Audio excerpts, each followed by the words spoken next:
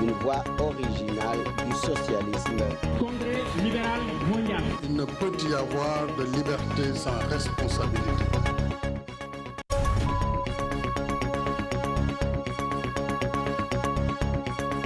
Une voix originale du socialisme. Congrès libéral mondial. jërë ngeen jëf mbokk yi ñuy safoo seen télévision Challenge New Media Africa 7 am mbégte bu baax di janowaat ak yéen comme ni ñu koy defee ay bés bu ne seen émission minute de vérité nekk plateau boo xam ne dañu fiy invité saa su ne ay boroomi xam-xam war a waxtaane lépp lu jëm si doxalinu biir réew mi dinaa ñëw nes tuuti suñu invité waaye comme ni ma koy defee tam saa su ne dama si ànd ak suma naataango Mamadou Cissé ñu gën ko xam si Momo Cissé Momo maa ngi lay nuyu di amaan mbégte bokkat ak yow minute de vérité. auzubillahi mina sheytaani rajim bismillahi rahmaani rahim Alaaji Fàllu maa ngi lay fay di nuyu ñëpp ñu ñuy seetaan ci biir réew mi ak ci biti réew fii ci CNM Africa 7 di am mbégte àndaat ak yow ci émission bi minute de vérité di nuyu bu baax a baax sa invité dinaa la bàyyi nga présenté ko di nuyu ñi nga xamante ne aussi ñu ngi ñuy seetaan comme ni ma ko waxee rek ci ni ñu koy defee saa su ne waxtaan ci li nga xamante ni moom mooy xew-xewu réew mi jërëjëf suñu invité nekkatul ku ñuy présenter les Sénégalais mais comme le rappel est pédagogique mooy tax rek ñu koy xëy na fàttali Mame Makhtar Gueye boo ko xee sa xel dina dem si Jamra boo waxee Jamra itam sa xel dina dem si xeex lépp loo xam ne dañuy jàpp ne méngoowut ak en tout cas doxalinu réew mi si wàllu teggin ak yu ni mel danañ si dugg incha allah monsieur Mame Makhtar Gueye ñu ngi am mbégte bu baax di la dalal suñu émission Minute de Vérité. waaw jaajëf borom turu màgg bi sëñ Fallou xuma di yóbbaale ci nuyoo bi suñu sa naataango dina Mamadou Cissé xanaa di kontaan rek ci li ngeen ma dalalaat fii nga xam ne daanaka duma fi gan ndax bi ma fi mujjee ñëw def na 3 mois boobu Pape Sidi Fall waaw moo ma invité woon ci turu Challenge New Media waaye je viens d'apprendre tout à l'heure bi Mamadou Cissé di ubbi waxtaan wi nee na léegi da ngeen combiner def partenariat ak Africa 7 kon muy Challenge New Media Africa 7 alors mu gën maa yokk mbégte ci dalal bi ngeen ma dalal ci seen ëtt bu tedd bi di fob nuyoo ONG islamique Jamra yëpp di ko teg seen loxo yéen ñaar ngeen mën ko wasaare ci mboolem techniciens yi animateurs yi yu CNM Africa 7 te di am yaakaar ni simili yi ñu fas yéene seq laaj ak tontu dinañ ci mën a jariñu ñun ñi ci plateau bi kazalika mboolem téléspectateur u CNM Africa 7 incha allah. jërëjëf ponk yi ñuy waxtaane incha allah ñetti ponk moo si gën a fës wàllu yoon lay doon bu ñu duggee itam si foofa danañ dugg si seetlu bi ñu seetlu fan yi itam drogue bu bëri bi ñuy jàpp si réew bi ko wax Jamra sax xel dina dem si xeexu wàllu drogue waaye itam danañ ñëw itam si mesures yi nga xam ne gis nañ ne autorités yi ñu ngi koy commencé jël jëmale ko si école yi ndax jàpp ne dafa am ay jëfin joo xam ne méngoowut ak en tout cas suñu aada suñu cosaan loolu lépp lañ fas yéene waxtaan ak Mame Makhtar Gueye comme ni ma ko waxee ñu tàmbalee ko wàllu yoon gis nañ njiitu réew mi woote benn assise bu mag muy journée boo xam ne journée dialogue national la si wàllu justice alors d'abord est-ce que Jamra convié nañ ko si rencontre boobu parce que xam nañ ne tam wàllu injustice tam si seen xeex itam bokk na si. waaw moo tax mën naa tontu sa laaj ak benn laaj dialogue boobu ngay wax te am jëm ñaajo dialogue la wala dialogue parce que maa ngi fàttaliku fi Macky Sall wootee dialogue Jamra dem ñu dal suñu kaw ne yéen fii ngeen di dem vous êtes complice lii dialogue la deal avec le préfixe deal pour tourner en dérision que foofu jarul dem waaw man ma ne leen Macky Sall Abdoulaye Wade Abdou Diouf amu fi kenn ci ñoom ku ci mës a woote dialogue te invité ñu gàntal la amul. Abdou Diouf dem nañ ci moom 2 dialogues benn bi c'était lors de la crise électorale après l'assassinat de maître Babacar Seye en 93 Abdou Diouf woote waat na fi dialogue la veille de l'an 2000 qui devait consacrer la première alternance démocratique parce que boobu Jamra dafa bokkoon ci ñi doon naxarlu ministère de l'intérieur ñi di ko dénk à un civil partisan suñu revendication ci Abdou Diouf nag mooy nañ fa teg koo xam ne am nañu njort ne mënees naa tëdd njaaxaanaay. alors loolu moo waral ñun bokk nañu ci ñuy def pression ba ñu nommé fa le général Mamadou Cissé. alors Abdou Diouf dem Abdoulaye Wade woote na fi dialogue benn bi c'était avant les législatives de 2001 Jamra demoon na am na dialogue bu ñu def avant Abdoulaye Wade di jublu ci élection yi pour demander son second mandat bu 2007 bi dialogue boobu li tax mu Jamra impliqué wu ci bu baax dafa c'était combiné à un audit du fichier électoral et on avait demandé aux différents participants à ce dialogue ku ci am informaticien nga signalé ko pour que ñu copte ko dans la deuxième frange du dialogue en partenariat avec la DAF, la direction de l'automatisation du fichier bi Habib Fall jiite woon pour ñu procéder à l'audit du fichier boobu Jamra demoon na alors ginnaaw gi nag bi fi Abdoulaye Wade di jógee Macky Sall woote na dialogue ñun ñu dem waaw bu Macky Sall wi ñu dem nag ñu naan non ku fa dem complice nga foo leen ko teg ñun ba ñu dalee di participer à un dialogue yéen ñiy wax loolu am na ci yu bari feraguñu woon sax nàmp kon le principe de Jamra mooy dëkk bi kenn amu fi le monopole de la vérité kon ñi yàlla dénk ñu jiite réew mi ku ci mënti woote waxtaan Jamra daf lay fekk si ak koo mën a doon pourquoi ñu fekk si Macky Sall ngeen diaboliser ñi demoon Diomaye woote jam ñaajo ngeen nekk ci demul sa affaire leerul foo leen teg loolu. mais alors est-ce que nañu moytu parparloo bu tar bi moo yàq réew mi rafetul dialogue Macky Sall ngeen ne deal la tuddee ko dialogue dialogue bii ngeen ne ah oui c'est patriotique c'est pour revoir la justice remodeler ko dialogue yëpp baax na bii bu ñu ci woowoon nous on a des propositions à faire. donc ça veut dire que mais invité wuñ ñu. Jamra n'a pas été invité. voilà ñun lu ñu invité wul duñ fa teg tànk duñu sax kenn du dégg sax ñu naqarlu ko dans les médias yow yaa ma ko laaj boo ma ko laajoon sax du ma ci wax. voilà donc loolu daal moo doon suñu xalaat ci affaire dialogue yi nañu bàyyi parparloo bi ku wootee ne ñëpp a dem ñi dem amuñu droit di wax ñi demul ne ay traître ngeen amuñu leen ci droit parce que ñooñu am nañ droit bañ a dem yéen ñi demul itam amu leen droit di diaboliser ñi dem yéenay kan ba di décider les critères pour définir le vrai patriote yéenay kan yàlla moo leen jox boobu prérogative wala lan bàyyi leen nit ñi ak seen teeyu xel ak seen liberté parce que là c'est la démocratie qui consacre la liberté d'expression cette liberté d'expression permet à chaque individu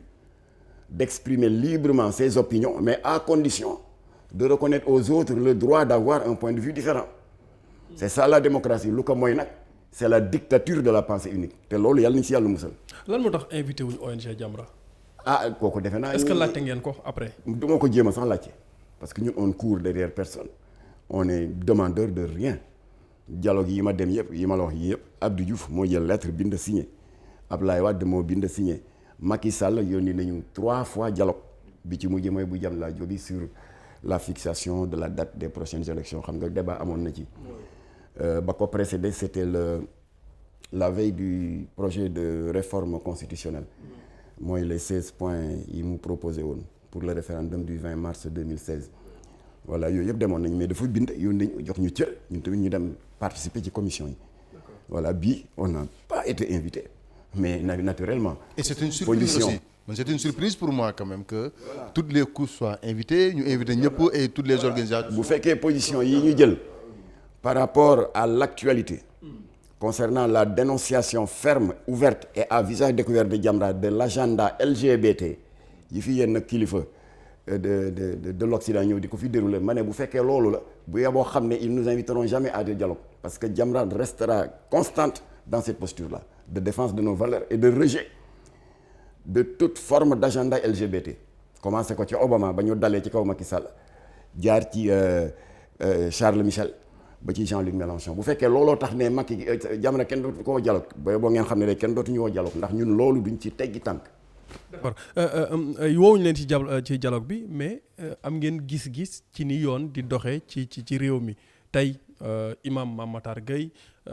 su fekkonte ne dafay wax lan lañ war a joyanti ci yoon ci réew mi. waaw li ñu war a joyanti bon naturellement ci li nga xam ne ñun ñu ngi ciy yëngatu te ñëpp xam ko. moo di la protection de la jeunesse la protection des populations par rapport à ces ces produits mortifères yi nga xam ne les lobbies de narcotrafiquants ñu ngi ko fiy dugal di ci am des milliards te ñoom seen i doom duñ ko laal seen jarbaat duñ ko laal ñoom duñ ko laal mu di le trafic de drogue. Le trafic de drogue bi contrairement à ce que dit un activiste fanatique et insolent bu nekk ci diaspora bi, ce n'est pas un projet de loi. Projet de loi boo ko déggee ça vient de l'exécutif. Proposition individuelle de loi là d'un député qui s'appelle Abdou Latif Gueye de Jamra. Alors kon loolu daf ñu ñor ba dañu xeex ba ñu criminaliser ko, mais nous avons eu un combat qui a duré 20 ans depuis Abdou Diouf. Ouais. Avant ñuy am gain de cause. C'est 1987 ba 2007 ñaata la du 20 ans. Ouais. Voilà, effectivement le président Abdou Diouf est vivant mu ngi ñuy dégg ñu ngi koy ñaanal yàlla ñor di ay fanam te toftal ci wér. ñoo ko ñaanoon audience maak Abdou Latif ñu ne ko nous avons été invités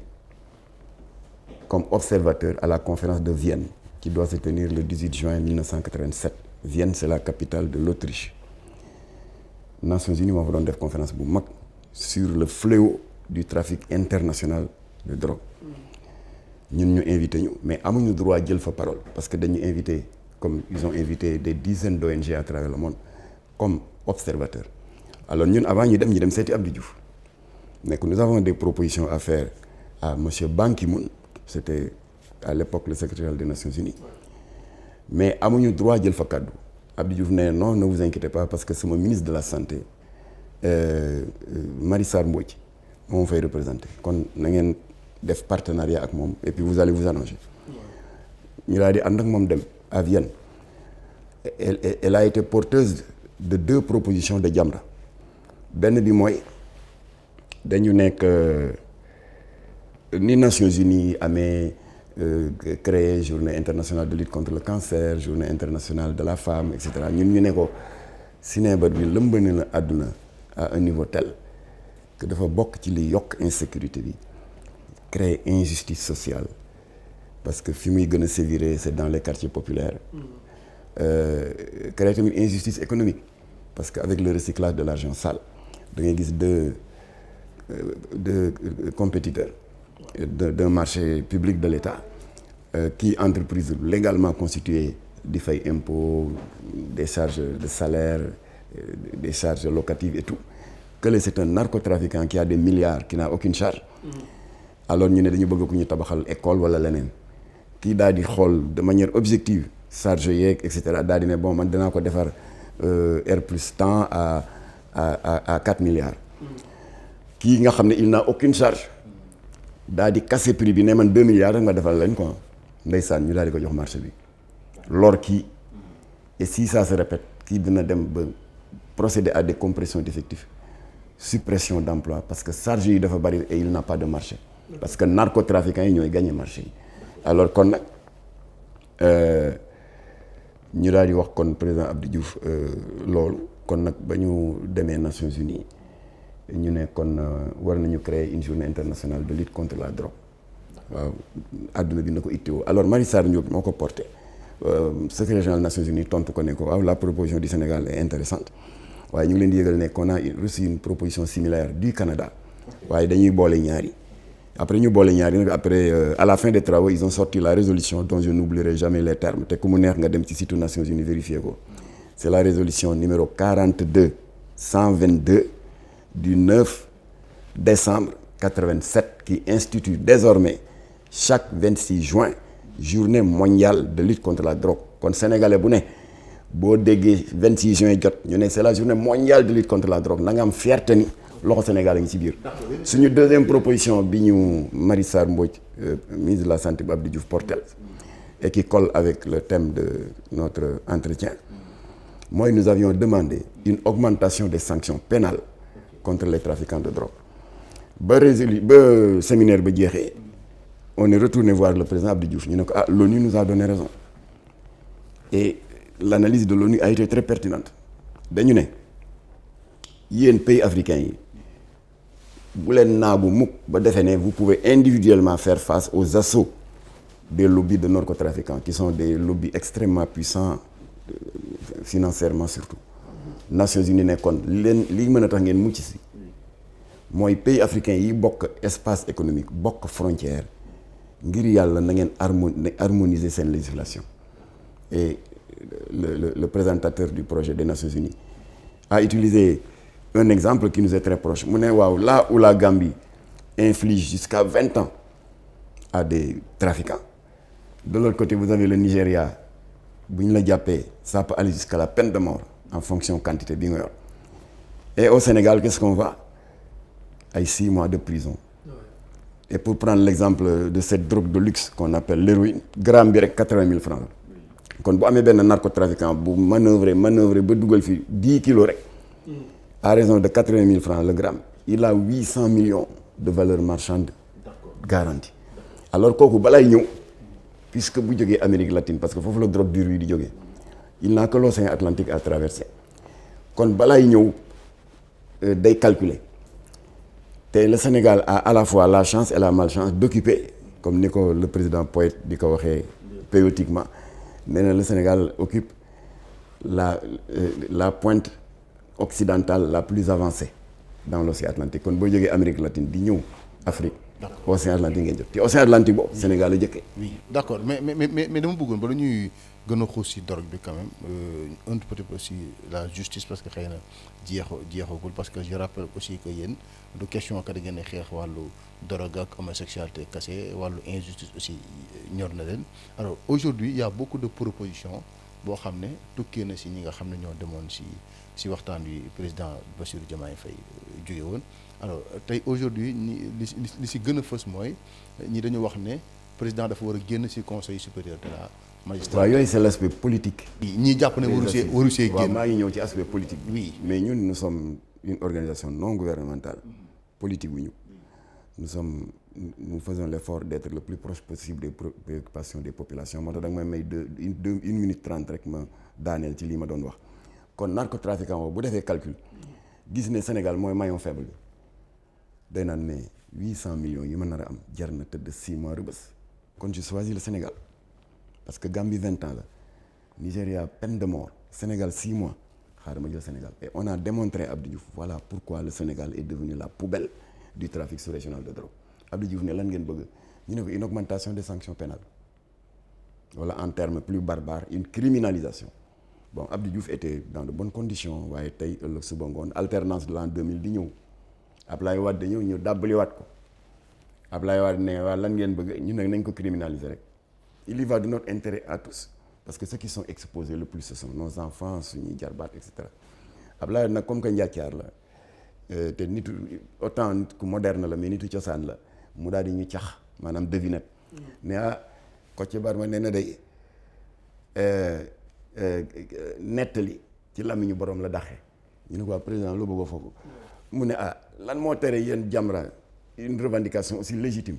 aussi patriotique pour ñu protéger suñu dëkk protéger suñu jeunesse lan moo tere ngeen dem plaider ko seen bopp assemblée nationale. ñu ne ko mais ñun suñu statut d'ONG mayuñu ñu dugg assemblée mu ne waaw vous n'avez qu'à créer un parti. Donc c'est une occasion pour téléspectateurs CNM ak Africa 7 xam ni que sur les flancs de Jamra sur conseil du président Abdoulaye Wade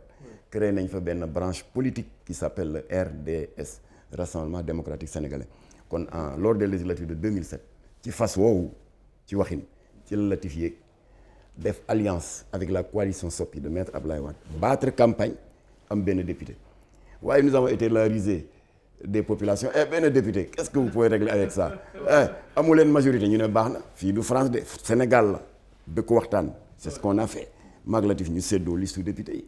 Moi j'avais en charge les députés grands absentéistes ak les députés vieux ou malades qui viennent rarement à l'Assemblée nationale. Latif yore liste yeneen députés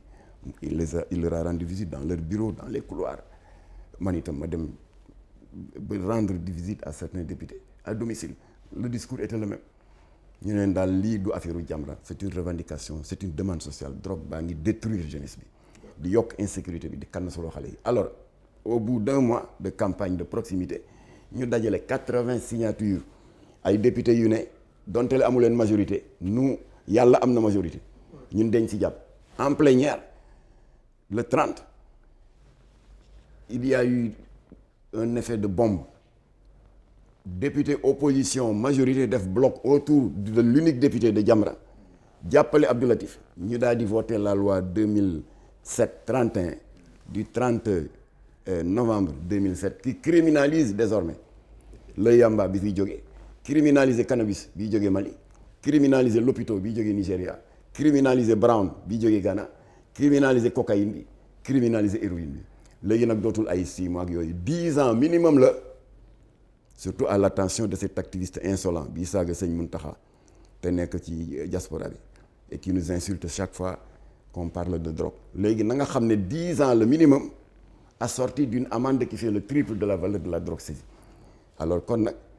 loolu mooy suñu plus grande victoire parlementaire et qui n'est pas un projet de loi mais une proposition individuelle de loi d'un député qui s'appelle Abdou Latif Gueye li taxoon nag bu ñu demoon ca assises yi ça allait être notre principale revendication parce que l'État sait qu'il y a un complot de magistrats et d'avocats pour je ne sais quelle raison mais on le saura qui sont en train d'œuvrer pour démanteler la loi Latif Gueye parce que la loi 2007-31 bi ma leen wax bon député yi vraiment honoré nañ suñu député ëllëg ñu naan la loi 2007-31 dañ naan la loi Latif Gueye comme il y a une loi Ezzan comme ni mu amee la loi Lamine Gueye alors bii c'est la loi Latif Gueye il y a des magistrats qui sont en train de faire des pieds et des mains pour démanteler ko ñun on va pas nous laisser faire. mais est-ce que da nga jàpp ne alors loolu bokk na si ñi tax invité wuñ leen si dialogue bi. bon xaw je ne sais pas parce que man bëgguma bàkkaar je sais que. bon parce que boo waxee am na ay magistrats ay avocats. non quand même xam nga bu doon ñooñu ay acteurs de yow ay acteurs de la Fallou justice lañ quand même oui. ak Mamadou Cissé ak man bu doon propos rumeurs yi ci yéen la jógee bon ma ne bon waxi sénégalais lambda la mais c'est des acteurs de la justice donc lu sérieux la foog ñu jël ko au sérieux qui sont en train de faire des pieds et des mains pour daaneel loi bi man jàpp naa ne ku ko def tu auras déroulé le tapis rouge aux narcotrafiquants dinañ la xeex dinañ la weer dans toutes les cités religieuses mais xeex bi fi Jamra defoon en 2007 waxuñu ne ça résout à 100% le trafic de drogue parce que drogue baa ngi fi dugg ba tey. oui danañ si ñëw waaye au moins am na un effet fortement dissuasif léegi narcotrafiquant bu fii laata ñëw booy def say calcul di nga ne Gambie 20 ans Nigéria 20 mois Sénégal kii 10 ans la wuu fi daal neexul nañ leen dem feneen waaye ñi ñàkk jom te dëgër bopp ñoom ñooy ñëw mooy ñi fi ñëw mooy saisi yi nga dëgg kon loi bi Jamra n'a jamais eu la prétention de dire que régler na trafic bi déedéet on l'a jamais dit mais amoon na fi un effet tellement dissuasif que buñ ko dindee wàccaat dans l'effet de correctionnel alors ça va être la bamboula te les narcotrafiquants sont en train de travailler dans ce sens-là c'est de grands corrupteurs yone seeri milliards ni ñuy def dans le domaine de LGBT ba corrompre ay députés ak ay sénateurs ñu légaliser góor jigéen au Gabon ils sont en train de faire les mêmes démarches pour le démantèlement de la loi Latif Gueye waaye ça ne se passera pas comme ça ñun suñu bakken lañ ci teg. alors mais yaa ngi wax dëgg la ay narcotrafiquants corruption mais est-ce que aussi argument yi ñenn ñi di wax mooy aujourd'hui dëgg gi mooy ñi ñuy jàpp mooy booy yuy tox ay cornet ay 1000 francs 2000 et puis dañuy wax ne quand même kaso yi ñoo ci fees dell est-ce que aussi jotul ñu xoolaat loi parce que nag bëri na ñoo xam ne wax dëgg yàlla ay victimes lañ te bëri nañ ci kaso yi ce sont des milliers de jeunes yoo xam ne ay benn paquet de cornet yamba lañ leen jàppee ñu tëj leen ay ati at wàcc leen fa mandat de dépôt yàq seen àdduna tam est-ce que jotut aussi ñu xool cette loi la tam bu ko jëree. Observation pertinente bii nga def de manière professionnelle ndax yow gëstukat nga journaliste d'investigation tax na bureau exécutif Jamra mandaté woon ma ñaan audience le ministre de la justice à l'époque Sidiki Kaba la li ma lay nettali nii c'était vers le mois de mai juin 2016 ma wax ko exactement li nga ma wax ma ne ñi bëgg a démanteler la loi de Jamra qui criminalise le trafic de drogue seen argument mooy que ñun nous sommes responsables de l'encombrement dans les prisons parce que xam nga dès l'instant que criminalisé nañ ko bu ñu la jàppee en tant que trafiquant dossier bi dafay dem instruction war a jaar ci juge d'instruction bi il y a une longue période de détention préventive pendant ce temps ça encombre les prisons alors ma ne kon détracteurs yi loolu lañ jël comme argument ma ne ko waaye monsieur le ministre ma di la laaj parce que avocat vous êtes un homme de l'art sa domaine la jamono boobu chambre criminelle amul boobu cour d'assises la ma ne ko waaw bu ñu jàppee quelqu'un qui est coupable d'infanticide fu ñu koy yóbbu mu ne ma cour d'assises ma ne ko vol à main armée mu ne ma cour d'assises ma ne ko incendie volontaire mu ne ma cour d'assises ma ne ko trafic de drogue mu ne ma cour d'assises ma ne ko cette cour d'assises là qui est devenue un fourre-tout et vous voulez vous étonner que ce ne soit pas encombré foog mu encombré et y a rien de plus injuste nga xool crime yooyu yëpp vol de bétail infanticide vol à main armée et cetera trafic de drogue nga bàyyi yëpp daal di trafic de drogue voilà le responsable de l'encombrement ma ne c'est injuste et c'est suspect alors ma ne ko kon nag waa Jamra ñoo ma yónni ndax yaa ñu njaboote ñun ñëpp ci wàllu yoon yaay ministre de la justice balaa béy di way mbuus ñu alerté la parce que lii raam ci ñàkk bi la jëm alors vraiment il a eu une réponse très pédagogique et je l'en remercie moom le ministre de la justice de l'époque Sidi Kaba nee ma monsieur Guèye je vais vous faire un scoop mu ne ma insuffisance su cour d'assises yi bokk na ci li motiver la suppression des cours d'assises parce que je te fais un scoop mooy le code pénal et le code de procédure pénale vers fin décembre dañ koy bindaat supprimer cour d'assises parce que insuffisance cour d'assises yi insuffisance bi si gën a fës mooy dafay fonctionner par session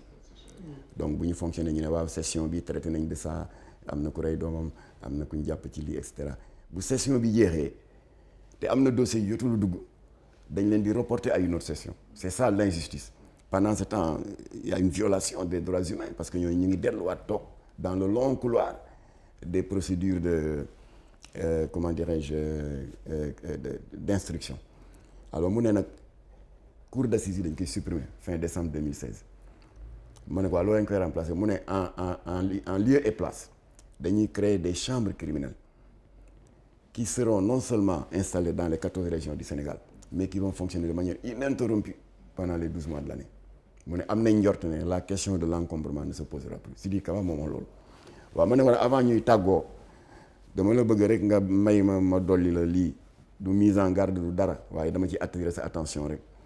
ma ne ko man j'ai modestement la chance d'avoir fait partie de la petite équipe rédactionnelle parce qu'on était 3 ou 4 yi doon bindal l'exposé des motifs avant que le député Abdou Latif Gueye di dem di plaider pour la criminalisation du trafic de drogue ma ne ko exposé des motifs yi man maa féete woon le chapitre consacré au champ d'application de la loi 2007-31 dite loi de Latif Gueye ma ne ko dama ko jàpp par cœur dañu ne que la loi 2007-31 du 30 novembre 2007 portant criminalisation du trafic de drogue s'applique à ceux qui sont responsables de la culture, du conditionnement, de l'emballage, du transport et de la vente de la drogue. kon nañ ko appliquer ñooñu te ñu bàyyi tuxkati yamba yi ñuy noggatu waxuñu ne tuxkati yamba baax na baaxul xaraam na musiba la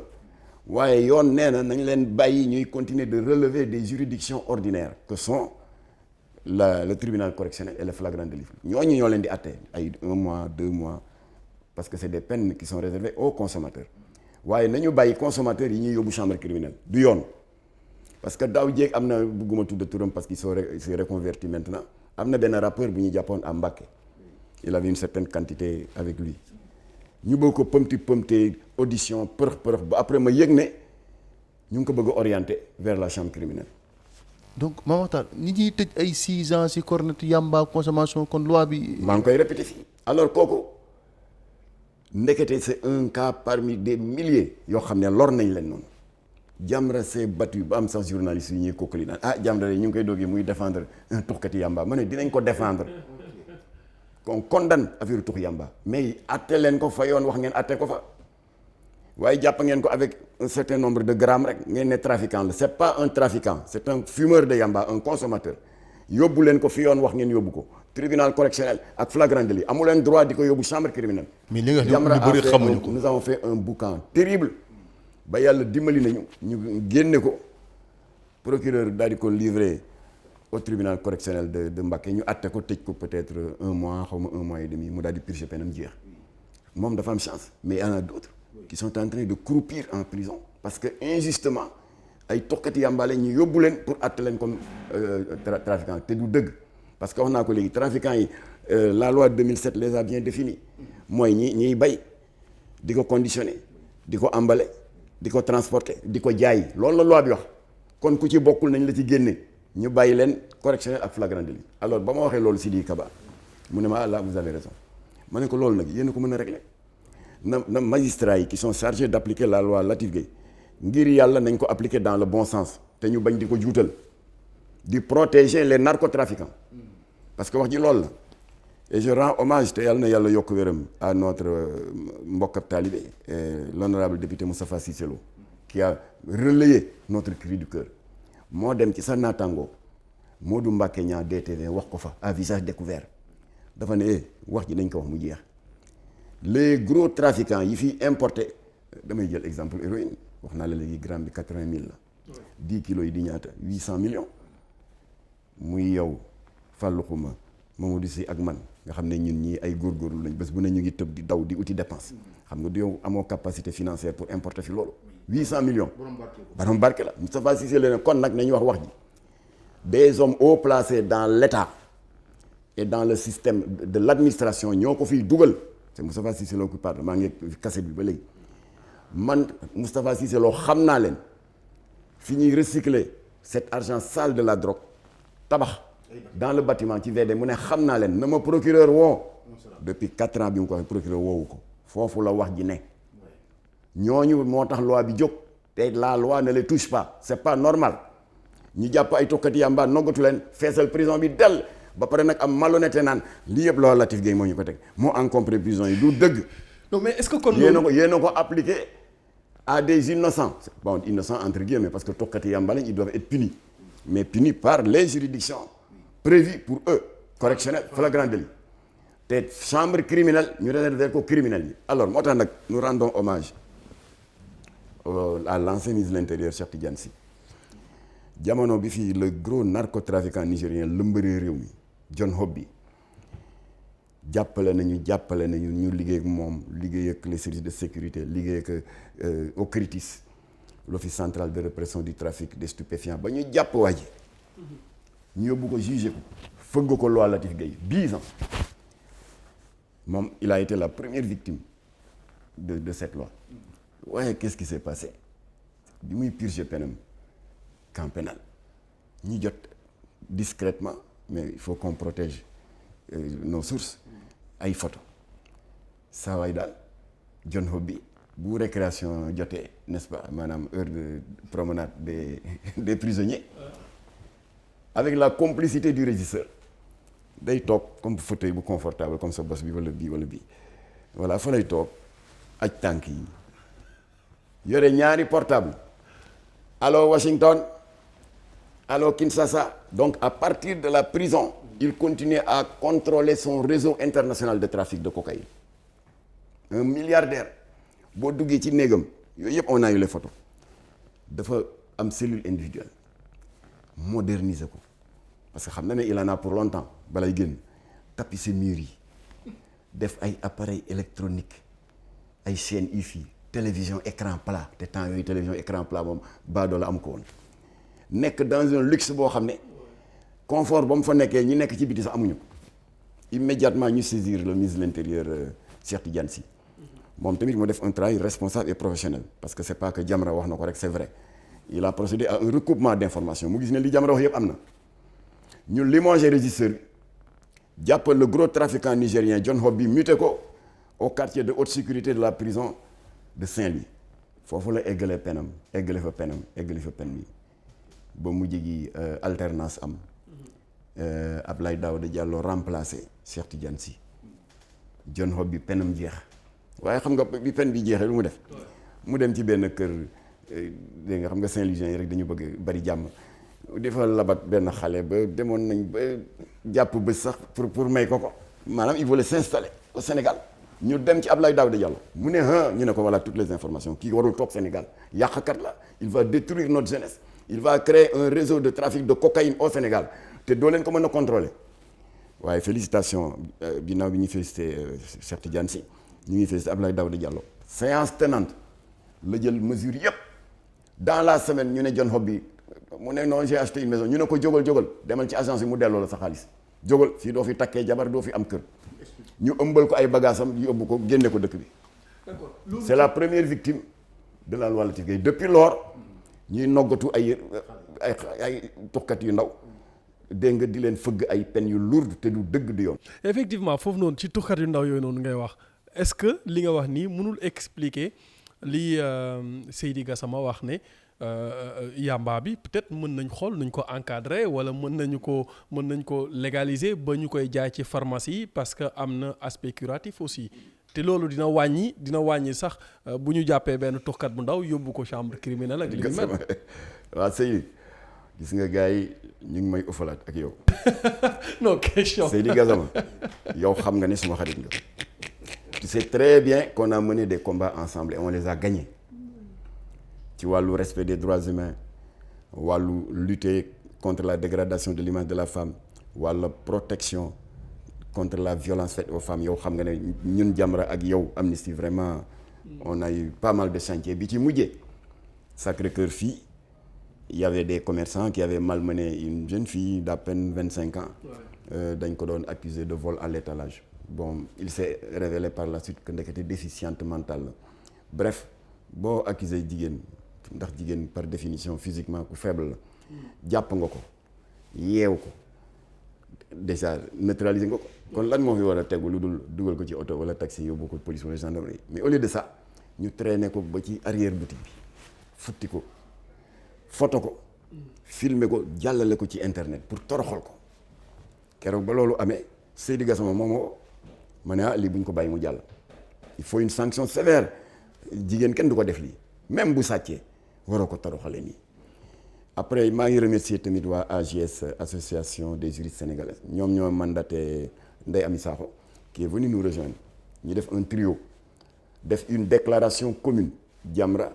Amnesty AJS ñu saisir procureur jox ko des éléments qu'il n'avait pas aussi parce que ñun tam mën nañ suñu propre enquête waaye gàcce ngaalaama procureur ndax dans les 72 heures ñu jàpp ñetti commerçants yi fii ma wax yow ils sont toujours en prison kon Seydi Gassama sama partenaire nga mais on ne peut pas être d'accord sur tout tu sais très bien affaire borom ñaari tur yi moom duñ ci d'accord mukk parce que sa multinational bi la teg fii loolu lay dundee kooku moom duñ ci d'accord te jàpp nañu ay DTV jàppante naa ak yow RDV waaye mënuñ ci d'accord kon loolu mën nañ ko def entre parenthèses alors yamba bi aussi duñ ci d'accord nga naan waaw dans certains pays bon pharmacie dans certains pays du lay la loi du 17 mai 2013 en France un certain pays la dagana nañ fa mariage góor jigéen est-ce que parce que dans certains pays c'est légalisé rek kon war nañ xool nu ñu koy defaree jaaduwul alors kon nag waaw fi affaire santé la ñuy wax quand même. alors ma ne kon nag loolu mënuñ ci d'accord comme que mënuñ ci d'accord nag Seydi Gassama maa ngi lay porter waat la réplique ci affaire yamba bi ci baat yu gàtt amul dans le monde un produit bu nature bi di produire te suñu boroom dugalu ci ay njariñ je prends le cas maa ngi ko doon wax sànq hors antenne à Mamadou Cissé je prends le cas de la morphine qui est une drogue mais boo demee au niveau de certains services neurochirurgicaux dañ koy utiliser parce que c'est un anesthésiant extrêmement puissant et contre la douleur dinañ ko utiliser pour aider les cancéreux à supporter leurs dernières heures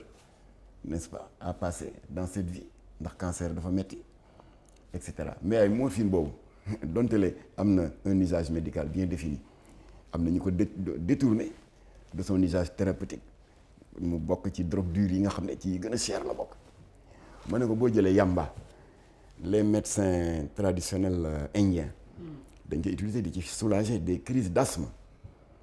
di ci faj ay asthmatique waaye terewul détourné nañ ko de son usage thérapeutique médical di ko utiliser comme moyen de s'enivrer et de faire de produire des effets yoo xam ne dafa lay déconnecter de la réalité alors maa ngi doon wax si c'est aussi l'énergie atomique tout le monde sait que c'est issu de la fission de l'atome te le monde entier restera éternellement redevable kàngam bu mag bi di Albert Einstein waaye terewul boo demee en France parce que moo ñu gën a jege mais y en a d'autres des pays occidentaux ñu ngi koy utiliser di si defar des centrales électriques muy alimenter en énergie électrique des populations de centaines de milliers de personnes dans certains villages, dans certaines contrées. Ñu ngi koy utiliser tamit comme propulseur de certains sous-marins, utiliser énergie atomique. Mais cette même énergie atomique aussi utile, parce que ñu ngi koy utiliser tamit dans la médecine, dans la radiothérapie, pour détruire certaines cellules cancéreuses. Noonu mu amee njariñ, mais Harry Truman, le président américain, utilisé na ko pour détruire Hiroshima ak Nagasaki. Il y a eu 200 000 morts. Kon nag amul la yàlla bindul. Et selon l'usage que l'homme en fait, parce que yàlla moo may doomu aadama privilège boobu. Toutes les autres catégories de créatures ñoom dañuy subir les lois de la nature. waaye yàlla rek la may doomu aadama muy mën di ko modifier à sa guise. Kon moom la ñuy wax le libre arbitre. te suñu borom wax na ko ci alxuraan nee na wala xadd karam naa bani aadama nous avons élevé l'homme au niveau de la seigneurie waaye dafa am lu mu ci teg xalifatullahi fil ardi nee na vous êtes mes ambassadeurs sur terre. kon yàlla dafa ñu jox une puissance extraordinaire mais que l'on utilise malheureusement pas toujours dans le bon sens. Alors kon nag Seydi Gassama yamba garab la, morphine garab la, cannabis garab la, ak nu mu tuddati amphétamine bii ñuy drogué yoo te xale yi tuddee ko tey volet à l'origine garab la. waaye encore une fois c'est l'usage frauduleux qui en est fait après les avoir détournés de leur usage médical qui en fait à proprement parler des drogues au sens péjoratif du terme. maa ngi ko kon yamba bi loolu rek la kon du lay li nga wax du lay ne que comme que certains pays ñu ngi koy jaay certaines pharmacies que war nañ ko kii ku gàtt xel ni man mën na jàpp ne te am na ñu la dëkkal foofu te man xam naa ne c'est pas ton intention yow patriote nga ku am yéene. mais monsieur Guèye nit ñi mën nañ ko jàppee ne da ngay plaider pour la légalisation du yamba te loolu du fi am. waaw mais monsieur Guèye du fi légaliser yamba. monsieur Guèye aussi objectif ba itam gannaaw nekk na mbir moo xam ne mën na faj man li mu wax li ma si comprendre mooy. mën nañ ko permettre par exemple yenn pharmacie yi di ko jaar pour ñi nga xam ne dañ koy jëfandikoo di ko fajoo parce que am na ñoo xam ne dañ koy utiliser bu ñu leen jàppee dañ naan dañ ci doon faj asthme ñii na la dañ ci doon yokku karaw pourtant dañ leen di jàpp tëj leen ay périmètres est-ce que aussi loolu c'est pas une solution boo xam ne xëy na mën na tax xale yi peut-être ni ñu koy utiliser di ko toxu mën na bañ a demee noonu quand même. L'automédication est interdite et prohibée par la loi. Automédication baaxul man duma docteur yow docteur amuloo mais amuloo droit. Même bu dee da ngay yéene Mamadou Cissé jàmm jox ko une composition de table issue de ton imagination propre amoo droit boobu même yow boo si bureau nga jóg naan yaa ngi am looy composé pour yow yoon may la droit boobu. am nañu ko moom ñooñu ñoom ñoo am la souveraineté di décider nit ki lan la war a jël ak lan la warul jël fi mu ne dama bañ tudd ay garab pour xale yi bañ dem pharmacie bañ ko di jël mais pharmacie yaa ngi may dégg am na ay garab qui calme la douleur waaye c'est à base de drogue yoo xam ne bëgguma tudd tur yi am na ay médicaments yoo xam ne pour les cancéreux en phase terminale boo demee pharmacie sur ordonnance ñu jaay la ko am na ay drogues la des drogues très puissantes d'ailleurs waaye légalisées réglementées et qui sont soumises exclusivement à l'appréciation n'est-ce pas du corps médical. waaw voilà mënuñ ko def loolu réglementé ko par exemple ñi nga xam ne. parce que am na ñu si chronique nag am na xale yoo xam ne dañ ci chronique. bàyyi moo la xam nga am na lu ñuy wax résine de cannabis parce que cannabis mooy yamba bu Mali bi boo xam ne mën nañ ciy génne de l'huile de cannabis day faj mën naa la tuddal ay garab yu am tur yu nekk pharmacie ñu ngi ko fay jaay nit ñaa ngi koy jënd di ci faju te xamuñu ne yamba la. waaye bés bu ma leen ko waxee fii ci émission bi ñu ne dañuy dem defali ji pharmacie. di ko jënd. voilà kon nag. oui ok. ku ne nañ la bàyyeeg la nga moom. médecin bi nañ ko bàyyeeg la moom nañ ko bàyyeeg maa ngi ko doon jox sax un exemple terre à terre couteau de cuisine sa jabar ak say doom ak say derbaat et cetera elles en font un usage très utile. di si waa si jën di ci xolli pomme de terre. ce même couteau de cuisine un criminel utilisé na ko rey nit. kon lépp lu yàlla bind doomu aadama la jox sañ-sañ mu utiliser ko dans un sens positif ou négatif voilà kon du raison ñu bëgg ne yamba bi comme que day faj nañ ko légaliser kon nañu légaliser morphine parce que day faj LSD une drogue hyper puissante dans la jox benn exemple ci lu mu faj xam nga am na xale ñun visité nañu clinique boobu à Luxembourg maak Abdoulatif clinique boobu dafay spécialisé pour le traitement des enfants atteints d'autisme. Autisme c'est une maladie, pas maladie sax waaye c'est un trouble du comportement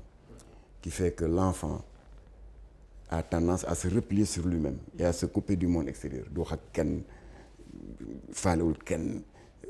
am jikko ju soxor. Voilà ñooñu avec le LSD qui est une drogue.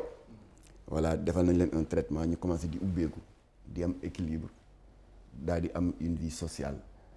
progressivement de plus en plus équilibrée. te LSD drogue la. Alors waaye dañ koy utiliser nag pour les cas désespérés ñi nga xam ne il n'y a pas d'autre issue lu dul di utiliser loolu, c'est-à-dire les alcooliques dinañ leen faj ak LSD, les insomniaques ñoo xam ne depuis 10 ans 15 ans dañu am insomnie boo xam ne moom chronique faj nañ leen ak LSD, les enfants atteints d'autisme faj nañ leen LSD yooyu yëpp drogue la.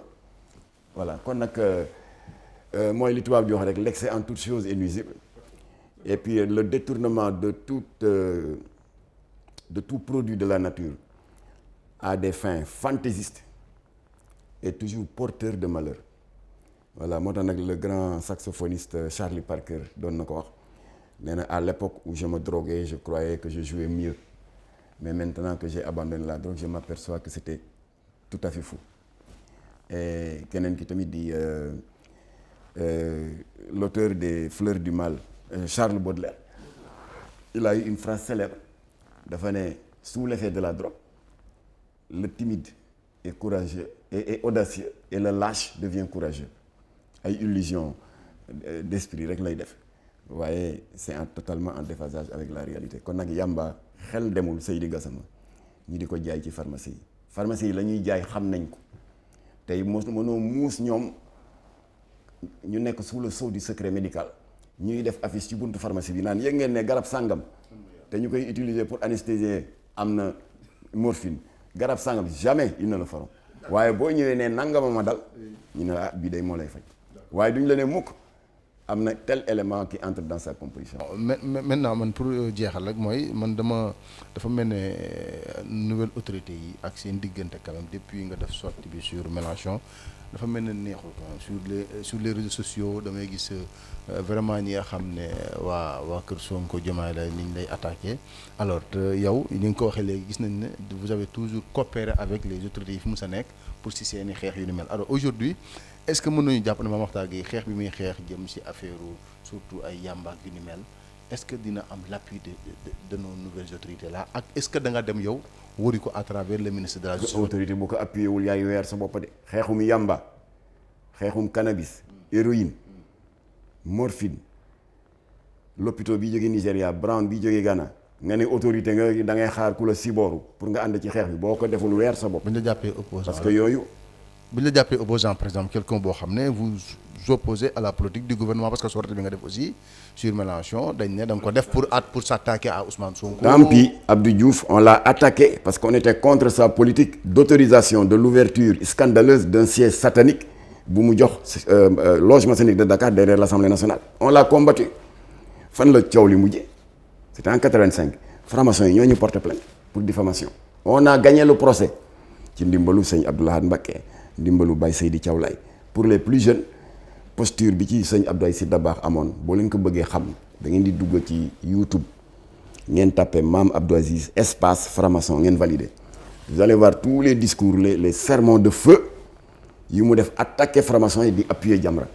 Alors ba ñu gagné procès bi ça a été assorti d'un ordre judiciaire de fermeture du siège satanique bi nekk ginnaaw Assemblée nationale à proximité de l'immeuble Brière de l'Isle et à quelques centaines de mètres du lycée Van Vollenhoven qui s'appelle maintenant lycée Lamine Gueye si nguuru Abdou Diouf la ba Abdou Diouf demee Ablaye Wade ñëw ñu waaw yéen da ngeen di xeex Ablaye Wade dañuy nangam ma ne non bu leen wax loolu Ablaye jox na ma teranga il a fait de moi président du conseil d'administration du CICES wëlbatiku position bi Seydou Gueye amoon ci Benno Bokk Yaakaar ñun suñu Benno Bokk Yaakaar mu ngi tuddoon CAP 21 convergence des actions autour du président de la République pour le 20e siècle ndem si yàlla si Iba Der Thiam ne ko coordinateur bi ma ne ko porte-parole bi su ma boolee sama salaire u PCA ak samay indemnité de porte-parole ñaar yi ëppoon na salaire u ministre kon amoon naa fa teranga waaye le jour où Abdoulaye Wade a menacé nos valeurs parce que y avait une rumeur qui courait comme quoi que bi Nicolas Sarkozy président français mandaté ministre en charge des droits humains Yarama Yade pour que mu dem lëkkaloo avec les 66 pays créer benn plateforme bu ñu tuddee l'appel des 66 ayant pour finalité de déposer une proposition de loi en plénière boobu kii moo fa nekkoon Ban Ki-moon pour que bu ñu ko adopté en plénière ça va porter sur la dépénalisation universelle de l'homosexualité nga xam ne bu ko ONU adopté rek jeex na. amul benn pays di beru ne non man nii la boo ko defee rek ONU dal sa ko. day nekk une loi supranationale. voilà bañ ko yëgee que am na ñaari ministre Abdoulaye yu rocceeku dem teraanga yii ma lay wax nii PCA du CICES porte-parole dama ko foog teg ko ne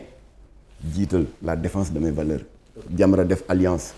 ak oustaz Aliou Sall mu daal di mobiliser daayiraam yëpp keneen ñëw fekk si ñu muy imam Mbaye Niang mu mobiliser son parti ak structure ñu dem buntu grande mosquée parce que man maa yóbboon demande d'autorisation préfecture préfet ne duñ leen ko autoriser ma ne ko ma def yëfu na Y'en a marre yooyu quoi ma ne ko autoriser ou pas dinañ ko def alors ñu dem ba ñu jullee jumaa ba noppi ñu daal di génn ci esplanade bi déplier suñu banderole voilà pour dénoncer la participation du Sénégal à l'appel des 66 portant demande de dépénalisation universelle de l'homosexualité alors man maa jël micro bi ñu commencé interpeller le président Abdoulaye Wade dama ne salaamaaleykum rek police egsi dóor ñu ay grenade sotti ñu ndox seen natango bu xiiboon comme man te nekkoon groupe Excaf communication ci benn base d'ailleurs c'est une des premières caméras woman ñu di wax Ramatoulaye lacrymogène bi dafa exposé à 0 mètre de ses pieds mu daal di noyyi une bouffée de gaz xam bu du woon réflexe oustaz Aliou Sall parce que moo ko capté kon ndong li day dal ci dër bi après police chargé ñu traversé tali bi dem buntu Papa Gueye Fall. Je reprends le micro ma ne Ablaye Wade est-ce que oui ou non yaa yónni un député mu signé l'appel des 66 portant dépénalisation de l'homosexualité police exiwaat donc noonu la ñu dispersé ba ñu ñibbi mais le message était passé parce que dès le lendemain Ablaye qui était furieux ñii naan ma daf lay dàq ma ne ko na ma dàq PCA dàq ma porte-parole Cap 21 waaye samay valeur culturelle et religieuse yi fi Bamba Maodo Baye Niass bàyyi te Jamra itteewoo défendre ko contre vent et marée moo ñu gënal kaay añ kaar reeka ndékki alors Ablaye daal di répliquer de manière diplomatique yónni rahmatullah alayhi Bamba Ndiaye le ministre en charge des droits humains le ministre en charge des affaires religieuses yónni Koumba Gaye la ministre en charge des droits humains ñoom ñu daal di def benn point de presse commun daal di édifier l'opinion mais voilà il y a des rumeurs qui courent que Ablaye Wade dafa yabal quelqu'un à la conférence de Genève pour signer la convention portant dépénalisation universelle Ablaye Wade nee na yónni fa kenn te du fa yónni kenn et tout était rentré dans l'ordre loolu nguuru Ablaye Wade la yaa naa ki disait waaw yow opposant wu Ablaye Wade nga pourtant ak teranga yi ma def et cetera Ablaye Wade maa laissé là-bas yokkal ma sax suma salaire alors léegi Ablaye Wade dem Macky Sall ñëw taxawaay bi soppeekuwul Macky Sall li mu daj ci xeexu Jamra ay Ablaye Wade ki Diomaye dajuñu 1 million bi mais dama ci cité ñaar rek Macky Sall accueilliru fi Obama le 27 juin 2013 xam nga dans le protocole de la Maison Blanche président de la République américaine bu waree dem voyage dans un pays quelconque un mois avant les services de protocole des deux pays travaillent sur le chronogramme qui est souvent clôturé par une conférence de presse commune bi nag le président du pays d'accueil am na droit tànn 2 journalistes qui vont poser des questions à l'autre président Macky Sall tànn Tidiane Bari bu RTS ak Alassane Sambou Diop bu RFM Obama tànn benn journaliste qui travaille dans un hebdomadaire américain tànn tamit beneen journaliste chroniqueuse lesbienne ndax ñun amoon nañ information ci moom et c'est d'elle d'ailleurs qu'est venue la question indécente que Obama a posée à Macky Sall alors bi ko Obama a posé question selon leur formule classique quoi oui le Sénégal est en train de faire des efforts appréciables pour la démocratie la liberté d'expression la liberté d'association mais là où le bas blesse c'est que le Sénégal traîne encore les pieds en ce qui concerne la reconnaissance de droits te dañuy rafetal wax ji nag naan des minorités sexuelles voilà il faut leur reconnaître le droit d'assumer leur orientation sexuelle alors qu'attend le Sénégal lan la Macky Sall tontu on n'est pas encore prêt kan moo dal ci kaw Macky Sall sur les 125 organisations 124 yëpp dañu ne miig noppi dès le lendemain Jamra moo dem Café de Rome bokkuñu ñuy def ay communiqué anonyme de di nëbbatu ñun dañuy dem Café de Rome télévision yëpp ñëw à visage découvert Imam Massamba Diop moo ubbi waxtaan bi man ma daal di lire suñu déclaration ma ne nous condamnons de la manière la plus ferme la réponse légère laxiste et complaisante du président Macky Sall qui a dit à Obama on n'est pas encore prêt dëgg la il a le mérite quand même de lui avoir opposé une fin de non-recevoir gàntal na ko mais d'accord ñu ci formulation bi mu am sa benn naataango bu ne yéen Jamra da ngeen bëri histoire moom nee na kenn du ko fi légaliser waaye loo leen bëgg ñu ne ni mu ko waxee wóorul baaxul parce que bu ne on n'est pas encore prêt ça peut sous-entendre ci esprit caay-saay que xëy na jamono dina ñëw on sera prêt kon il laisse toujours une porte entrouverte boo xam ne day tax lobby LGBT di continuer di dunde yaakaar ñu ne waa kon loo leen bëggoon mu wax ko mu ne ko li ñu bëggoon mu wax ko bien sûr ci teggin ak ci diplomatie nee ko dëkk bu tedd bi Bamba tëdd Maodo Baye Niass Baye Laye on sera jamais prêt mu daal di fermer définitivement la porte nguuru Macky Sall la et avant ñuy tàggoo ak Macky Sall ci nguuram am na beneen bombe bu ñu fa dóoraat Macky li mu daj ci ñun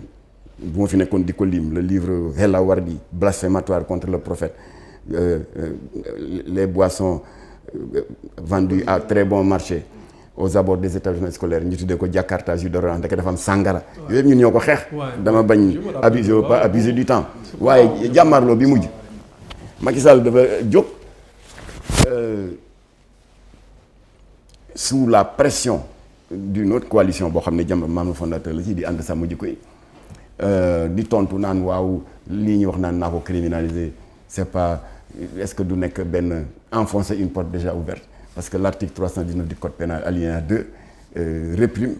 et sanctionne les actes contre nature alors et cetera kon pour ñun la question est réglée loolu la Macky Sall fekk Jamra defoon na ay recherche avant la naissance de ànd sàmm jikko yi ànd sàmm jikko yi 2018 la juddu ñun defoon nañ ay naissance ay enquête juste bi Ablaye Wade gagné au premier tour de la présidentielle de 2007 ñu gis ne ndekete am na ay association góor jigéen yu état jox ay récépissé de reconnaissance officielle parce que récépissé carte d'identité la rek xam nga muy yow si c'est man am nañ carte d'identité nom prénom adresse date de naissance nom du père nom de la mère ça nous donne le statut de citoyen nga xam ne am bokk nañu ci aw askan bu tudd sénégalais parti politique ñoom tamit seen carte d'identité mooy seen récépissé syndicat noonu daayira yi et cetera mais luy ndeyu un pays qui condamne les unions contre nature les adeptes de ces unions contre nature regroupés en association nga jox leen récépissé c'est paradoxal moo tax Jamra ne Macky Sall déclaration la ñu def ne ko nan ngay waxee que l'article 319 condamne l'homosexualité ce ministre de l'intérieur ramé à contre-courant de ça jaar ci suuf naan góor jigéen ñi ñëw leen ñu jox leen récépissé loolu jur coow mu naqari Macky Sall et son staff ils ont donné ordre non pas de me convoquer à la DIC et gendarmerie mais ministère de l'intérieur lañ ma convoqué pour que je sois auditionné par qui? Par le ministre lui-même Aly Ngouille Ndiaye ma daal di dem ministre de l'intérieur Aly Ngouille Ndiaye ministre de l'intérieur était entouré de hauts gradés de la police ak seen médailles yi ay man yooyu yëngaluma waaw Guèye dañ la woo parce que temps yëpp dem nga Diine ak Jamono dem nga RFM Babacar Fall waaye vraiment nee na daal ñun état Sénégal ñoo joxe ay récépissés à des associations borom ñaari tur bon en tout cas man Aly Ngouille Ndiaye parce que lii ma lay wax c'était en novembre 2019 bon je boucle ma 3e année comme ministre de l'Intérieur te fàttaliku ma vraiment fu ma joxe autorisation pour ñu jox récépissé à une association de borom ñaari tur loolu daal moo ma jaaxal par rapport à ce que tu as dit dans les radios et partout ma ne ko waaw yow nee nga mosoo joxe récépissé bravo dédouané nga sa bopp c'est très bien waaye ñun dañu ne fii nga toog institution bii nga toog mu tuddee ministère de l'Intérieur du Sénégal ci nguur Ablaye Wade joxe nañ 9 récépissés à 9 associations góor jigéen ak lesbiennes Macky Sall la ñëw yokk karaw ci xar mi joxe 7 récépissés d'associations de góor jigéen et de lesbiennes ça fait 16 saal bi ne selaw yow mu ne waa mais est-ce que am nga ci ay preuves ma ne ko waaw su ma xamoon ne lii nga may doy damay indi dossier yëpp mais da nga may jox sa adresse email bu may dem di la ko yónnee mais en attendant yi ma jàpp par cœur bindal mu ne waa waxal ma ne ko association bi ci ëpp doole muy AIDS président bi di Diadji Diouf nombre de membres 650 membres yéen a leen jox récépissé quel est le numéro de ce récépissé numéro 15 444 délivré et signé et cacheté par qui? Par la DGAT, la Direction Générale de l'Administration du Territoire du Ministère de l'Intérieur. Mooy ki joxe récépissé parti politique syndicat yi. ma ne ko notel benn deuxième association góor jigéen yéen a ko jox récépissé président ba ne di ku ñàkk jom gis naa mu dem TV5 di ma attaqué di Jamil Bangoura bàyyil fen saa woo bëggee triande ambassadeurs yi naan leen que Jamra daf may menacé yow lu ñu lay doyee menacé yow nii ngeen def rek ba lekk 185 millions ambassade Canada. D'ailleurs Jamra va écrire à la fin de ce mois de juin à toutes les ambassades occidentales ne góor jigéen bu fa ñëwati di wut visa naan Jamra koy menacé day fen. Ah si, dinañ leen traîner. mais vous les menacez quand même. Ah C'était réel aussi. non dafa ne on les menace de mort on les persécute c'est faux. Jamra kay défend ses idées s'adresse à l'opinion di alerter góor jigéen yi di sëy ci biir jàkk ji ñu dénoncer porter plainte ils n'ont pas le droit góor jigéen yi jël la nuit aussi bénie que guddi Mawlud Nabi à quelques centaines de mètres du mausolée de Cheikh Islam ay Baye Ibrahima Niass on a fait un boucan dénoncer loolu lesbiennes yi demoon Thiaroye Léona attaqué beneen lesbienne qui n'a eu que le tort de se repentir et de quitter leur groupe ñu song ko agressé ko on s'est constitué partie civile dem tribunal loolu la mais on les a pas menacés. Mais donc alors maintenant si je comprends bien c'est ça ce qui vous gêne c'est que ñuy def actes yooyu mais ñu nekk fi moom ça ne vous gêne pas au Sénégal. Dans les lieux de culte que les homosexuels et les lesbiennes se livrent à leurs pratiques sataniques. On a le droit de défendre le culte. Alors ma ne ko deuxième association Jamil Bangoura dàq ci fen ma ne ko léegi numéro de récépissé 12 345 Diadji Diouf il a 650 membres waaye kii moom il a au moins 300 membres délivré par qui? La DGAT. et ma di ko topp bu ci góor jigéen yu jigéen ñi sourire de femme te ndey ka day jiite ko am na ko ma ne sax alternance am na fa temps yi nommé nañ keneen ma ne yëpp benn la ñoom yëpp ay lesbiennes lañ alors kooku aussi yéen a ko jox récépissé donc mu noté yëpp ba yàgg mu ne waaw mais c'est bien d'accord waaye léegi daal y a quelque chose qui m'étonne bon sama prédécesseur yi nga xam ne ñii bi ñu leen di jox récépissé ñoom la fi fekkoon ñu signé ko man comment on peut signer un récépissé alors que muy parti politique muy syndicat toujours bi ñu lay jox récépissé c'est précédé d'une enquête de moralité ma ne ko je suis d'accord enquête de moralité am na fii ci Sénégal ak loo mënti créer dem enquête de moralité mais au Sénégal dafa am lu manqué yéen da ngeen def enquête de moralité a priori waaye bu leen nit ki naxee ba jot la muy jot y a pas de suivi a posteriori pour xam ndax la muy jëf dëppoo na ak la mu waxanteeg ñoom ma ne foofu la leen góor jigéen ñi naxee. donc imam yow lii nit ñi di wax parce que gis naa am ku ko wax ci Facebook bi mu ni yow imam Mamatar wax na ne yor na liste. ci laa jëm jigéen ñi am na ay dof yu mu ma ne ci bu fekkee ne am nga ko publier ko kon nee donc c'est vrai que yow am nga liste ñu nga xamante ni ay borom ñaari tur yi lañ. na leen alors maintenant Aly Ngouille Ndiaye ne ma chie waaw yooyu comment tu as fait pour avoir ces informations ma ne ko jox naa la ay numéro duggal sa ordinateur récépissé yi ma lay wax ndax am na wala amul dama la jox ay tur ay numéro ay date de délivrance alors après il m'a posé une question partie pertinente mais waaw mais ñi leen jox récépissé yi parce que moi je sais que bon d'abord il y a une enquête de moralité léegi expliqué nga moo ne il y a pas d'enquête de moralité a posteriori amul bokkul manquement la mu ne mais quand même balaa ñu lay jox récépissé da ngay joxe ñetti document statut procès verbal d'assemblée générale constitutive et déclaration d'objet social ma ne ko foofu la leen góor jigéen ñi naxe yéen état du Sénégal ndax déclaration d'objet social bu dee da ngay wut récépissé parce que da nga créer parti politique déclaration d'objet social da ngay naan waaw nous créons ce parti pour participer à la conquête démocratique du pouvoir bu dee syndicat si déclaration d'objet social nga ne c'est pour la défense des intérêts matériels et moraux des travailleurs bu dee yéen presse bi vos organes de défense la ay CORED kii SYNPICS ak tout ça voilà ngeen ne c'est pour défendre notre corporation c'est pour améliorer les conditions de vie et cetera et de travail alors ma ne nag xam nga góor jigéen qu'est-ce qu'ils ont fait déclaration d'objet social ils vont pas vous dire que c'est pour des góor jigéen ils ont inventé et ils ont menti et l'État du Sénégal est tombé dans le piège donc dafa am góor jigéen yu naan waaw bon dañ ko créer parce que il y a des malades du sida qui qui ont des difficultés pour acquérir des produits antirétroviraux. Alors ñun dañ leen di utal des gens des bienfaiteurs qui vont les subventionner ma ne ko xam nga une déclinaison aussi généreuse foo dem dans le monde ministre de l'intérieur boo ko jox les yeux fermés mu signal ma ne ko c'est un gros mensonge ma ne ko parce que yéen état da ngeen am statistique mooy l'OMS Organisation mondiale de la santé dafa yàgg di décerner satisfecit à l'état du Sénégal relativement aux efforts qui sont faits pour maîtriser le comment dirais-je le taux de prévalence du sida. Parce que boo demee dans certains pays d'Afrique centrale bon bëgguma citer benn pour bañ a tooñ waaye ñëpp xam nañ yan la da nga fa gis des taux de prévalence de 15% de 20%. Alors Sénégal nag li jaaxal. parce que temps bi parce que. Sénégal nag li jaaxal OMS Organisation mondiale de la santé on n'a même pas atteint le taux de 1%. 0,7%. OMS ne Sénégal mais c'est quoi votre secret ñu leen bon fii à l'environnement religieux et tout ça moo tax le vagabondage sexuel n'est pas très élevé waaye ba état ba jëlee góor jigéen ñi ber leen le taux de prévalence est de 27%. ma daal di wax Aly Ngouille Ndiaye nag ne foofu lañu leen jaar nax leen. mais l'état se trompe de bonne foi alors. Bon alors je termine avec cette audience avec le ministre de l'Intérieur parce que ñoom ñoo ma convoqué woon alors ma ne ko kon nag voilà comment ça se fait que ngeen jox leen récépissé ma ne ko le danger des récépissés da ngay parce que da nga ne bu ma eggee kër ga ma yónnee la par email dinaa la yónnee loo ma laajul c'est-à-dire conséquences su récépissé yi. On a un dossier comment ils ont fait ba triander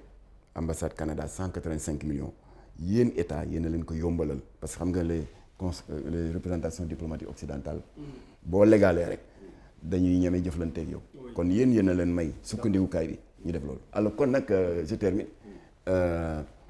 loolu ci nguuru Macky Sall kon pour tontu sa question ñu naan waaw gis nañ ne ñii ba ñu ñëwee dafa mel ni nag leen di xeex est-ce que Abdou Diouf bañ koy xeex ci franc-maçon yi wax nañ loolu. est-ce que Abdoulaye Wade bañ koy xeex sur la convention de Genève ba mu démentir ne si ñëw est-ce que wax nañu loolu. est-ce que dafa teel mënoon nga dem waxtaan ak ñoom. Macky Sall bañ koy attaqué le 27 juin 2013 il venait juste de faire un an 12 mois de pouvoir. ñi un mois lañ def. tant pis xam nga nit mën nga ne waaw mu ngi doog a installé et cetera waaw boo amee des débats économiques sur la souveraineté monétaire yooyu ça peut attendre mais quand nos valeurs extrêmement fragiles sont attaquées la riposte doit être immédiate. waaye ñu attaqué valeurs yi invité fii benn franc-maçon doublé d'un grand propagandiste de l'homosexualité ma ne waaw nañ xaar ay 6 mois ñu doog ko tontu jamais la riposte doit être automatique. voilà kon nag ñii wax naa ko benn pastéfien ma ne ko ñun Jamra du ñu noonu Sonko ma ne ko demal Sonko nga laaj ko bi ko fi coow lu Adji Sarr bi toppee kan moo jëkk këram photo baa ngi sama page Facebook Marc Abbé Jacques Seck en tant que représentant de l'église imam Youssou Sarr le coordinateur des imams de Guédiawaye et de la banlieue imam Cheikh Tidiane Diop qui est un prédicateur dans le desk religieux de Walf ak ñeneen mat nañ une quinzaine ñun ñoo dem seeti ko ñoo fa jëkk a teg tànk pour massalu ko wax ak moom tam il a été franc Sonko tëju ak ñun de 16h à 17h30 discussion ouverte ma xam lu bari ci moom itam moom Sonko xam lu bari ci ñun ma ne ko yéen pastefiens yi saagakat yi yéenay wax mais Sonko xam nañu ñun xam nañ ko du ñu ay noonam waaye yàlla dafa dogal dafa juum. lu tax démb leen ko dem gis waxtaan ak moom du tax démb leen ko dem gis puisque vous entretenez ces relations yooyu ngeen dem gis ko ne ko. voilà muy invité Mélenchon dafa yëgal kenn day invité Mélenchon. yow noo ko yëgee da ngay jékki. si presse bi waaw si presse bi lañ ko yëgee. si presse bi rek c'est-à-dire on vous a tous mis devant le fait accompli waaw foofu nooy wëlbati ko naan fooy jaar ba wax ak moom kii ñëw na ba noppi. mu offrir ko la plus prestigieuse tribune mu di dégg nga l'université ma ne pastéfien yi seen mu sell mi juum na te ñun gënu leen ñu bëgg njariñu Sonko parce que ñun ci ñu ko jëkk a taxaw ba ay APR extrémiste wax naa ko Macky Sall te weddiwu ko quand il m'avait reçu bi may dénoncé ji le marabout Sëñ Bassirou Niang escroc qui avait bouffé l'argent de 145 Sénégalais di leen promettre ne daf leen di yóbbu Dubaï ba ñu demee ba ci question diverses wax naa ko ma ne ko sa gars yi waxal ñu bàyyi ma mu ne ma la mu ne ma ne ko ñu ngi awma droit dem kër Sonko ñu ñëw ci yow di ma fenal mais je suis un pro Sonko caché nekk pro Sonko wala APR wala Pastef lu ñu ciy caché wu mës ngeen xam Jamra di masqué wu ñun on fait tout à visage découvert alors kon loolu yëpp fekk na ma ci simplement parce que j'ai été chez Sonko APR di ma ci diaboliser ma leen kon nag du suñu noonu waaye juum na te nit la sëñ Babacar Sy nee na àdduna bëccëgu weeru koor la tant que jant sowul juubu du wees ñu ne waaw nu mu juumee ma ne leen parce que université Dakar bii ñu créé en 1959 président de la République du Sénégal yi fi jaar yëpp Senghor Abdou Diouf Abdoulaye Wade Macky Sall ku ci nekk soo amee un invité de marque tradition la ci calendrier visite officielle bi nii ñu koy yóbboo au parc zoologique de Hann mu jóge fa visiter la maison des esclaves de Gorée tradition la mu dem jàkkaarloog étudiants yi au grand amphithéâtre aada la ba tax na Nelson Mandela ñëw na fii Yasser Arafat mos na fi ñëw Jimmy Carter mos na fi ñëw Nicolas Sarkozy aada la mais c'est la première fois ñu invité fi un membre éminent du Grand Orient de France la loge maçonnique la plus islamophobe d'Europe parce que xam ngeen ne que la maçonnerie est d'origine anglo-saxonne dans les pays britanniques ak Irlande fa la franc-maçonnerie jógee waaye ba ñu demee ba au début du XVIIIe siècle ils ont été infiltrés par des homosexuels et des communistes franc-maçonnerie xar ci digg bi franc-maçonnerie originelle daal di rester dans les pays anglo-saxons continuer toujours bu ñuy ubbi seeni travaux di jàng ay versets de Injil bi yonent Yàlla Iisaa c'est-à-dire les évangiles léegi la branche dissidente est une branche athée moo tasaaroo dans les différents pays de l'Europe occidentale ki ci ëpp doole du Grand Orient de France foofu la Jean-Luc Mélenchon bokk ñoom la ñu njëkk a def lan la dañu jël seen constitution originale bi dem ci préambule bi daa di effacer toute référence à Dieu et à l'immortalité de l'âme remplacer ko par quoi remplacer ko par le concept de liberté de conscience absolue ñu neen waaye luy loolu ñu ne waaw doomu aadama diine waru ko tënk benn dogme religieux waru ko tënk dañ ko war a bàyyi muy topp bakkanam di def la nga xam ne moom moo ko sopp donc il ne cache pas ñoom Grand Orient de France leur volonté de créer une société sans Dieu te Jean-Luc Mélenchon nekkul un adhérent de la dernière heure xam ngeen kañ la adhéré au Grand Orient de France en 1983 la date de naissance de Jamra il a 41 ans de militantisme dans le Grand Orient de France la loge maçonnique la plus islamophobe d'Europe islamophobe ci naka jëfee na ko kan mooy fëgg dëndam di bàkku ne ñoom ñoo fexe ba loi bi ñu voté ko assemblée. mais pourtant il soutient la Palestine. pourtant ba ñëw xaaral ma ñëw foofu tontu la pourtant interdiction du port de voile ñoom la ñan ñoo jóg ba assemblée adopté la loi de destruction et de démantèlement des minarets des mosquées parce que ne nañ pour des raisons d'esthétique dootuñu nangu benn soorooru jàkka di jolli jëm sa kaw ñu toj ko ñan la le Grand Orient de France bi Jean-Luc Mélenchon bokk ñan ñooy bàkku ne que la loi Simone Veil de 1975 bi légalisé yàq biir avortement ñoom la et enfin kan mooy bàkku ne ñoo wañaar loxo François Hollande le président de la République française ba woon ba ñu voté la loi du 17 mai 2013 autorisant bon ce qu'ils appellent pudiquement d'ici diw beurre gi confiture le mariage pour tous c'est-à-dire le mariage góor jigéen ñoom la kooku lañ fi invité waaw ba mu ñëwee assemblée fële université feeñal na boppam mu jël micro fëgg dënnam donc vous savez chers étudiants je suis le premier législateur français à avoir introduit un texte de loi allant dans le sens de favoriser le mariage homosexuel ñu naan ko déet waay Sonko moo wax waxu góor jigéen ne ko tant pis bu yeboo moom moo jëkk parce que wax na ba pare du waaw ma ñëw bu yeboo moo jëkk wax bu yeboo Mélenchon moo jëkk wax man li Mélenchon wax laay wax parce que foofu du place am wax yu ñaaw yooyu du place am université bii nga xam ne li ko tax a jóg mooy ubbi dënn xale yi def ci xam-xam ak jikko yu baax mu daal di enchaîner ne. ok il nous reste 5 minutes nag. waaw mu daal di enchaîner yéen a ma jox ci loolu mu daal di enchaîner ne et cette liberté d'amour maanaam góor ba gëntee góor ba sëy war cee am devrait être ouverte à tous nous l'avons réglé par le vote peut-être que vous le Sénégal vous allez le régler un jour par le vote voilà le discours scandaleux de Jean-Luc Mélenchon sur les 125 associations islamiques 24 yëpp waaf Jamra rek moo jóg dès le lendemain riposté par une conférence de presse ñu ne d'accord ñu est-ce qu'on a le droit oui ou non de dire qu'on n'est pas d'accord sur le discours scandaleux obscène homosexuel de Jean-Luc Mélenchon amuñu droit boobu waaw am ñoo xam ne ñu ngi mbëkk dër bi di bëgg a rey seen bopp ñii di saaga ñii di xataraayu mën ngeen soppi lu day ni tarfatal ay ni ci constance bi Jamra am dans ce combat. Et je le répète ici ba ñu créé Jamra en février 1983 Macky Sall qui est né en 1961 n'avait que 22 ans étudiant la woon fii ci université. ba ñuy créé Jamra en février 1983 Ousmane Sonko qui est né en 74 n'avait que 9 ans mu ngoon école primaire di jàng ABCD. Diomaye qui est né en 80 il avait que 3 ans xëy na boobu feragul sax nàmp mën ngeen fexe ba Jamra soppi lu dañuy tarfatal ay ni dans notre combat légitime pour la préservation de nos valeurs contre l'homosexualité contre les loges maçonniques contre les narcotrafiquants yiy kann suloo xale yi di yàq jikko yi di yokk insécurité bi di tas yi di déstabiliser l'économie nationale avec le recyclage de l'argent sale am ngeen maqaama boobu amul benn chef d'État ñi passé ñi fi ne ak ñi war a ñëw ëllëg bu fees bëtu Jamra amul chef d'État bu am maqaama bu xii bët xonqali bët ba Jamra soppilu day ni tarfatal ay ni dans son combat ça n'existe pas. Et enfin je termine parce que ñi ne ils doivent rendre l'antenne en disant que na fàllu